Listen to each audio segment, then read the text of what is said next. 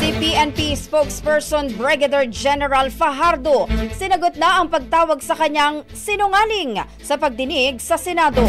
Si Brigada Kath Austria sa detalye, ibrigada mo! Brigada Live Report!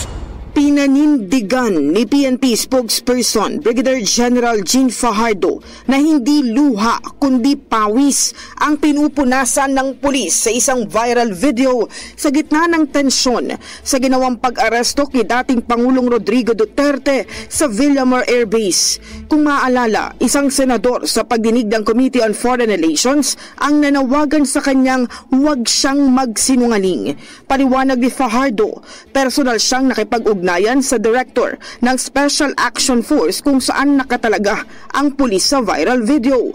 Mismong staff director ang nagsabing walang pulis na umiyak taliwas sa mga kumalat na video. Nandoon din siya mismo sa lugar at walang nakitang umiiyak na pulis.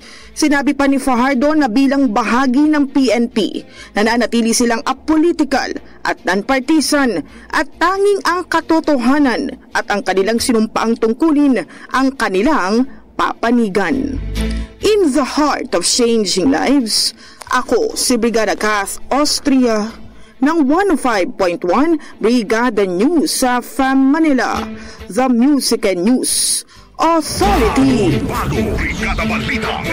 Ang bahaging ito ay hatid sa atin ng Maxan Mangosteen Santon Coffee. Max Healthy, Max Sarap.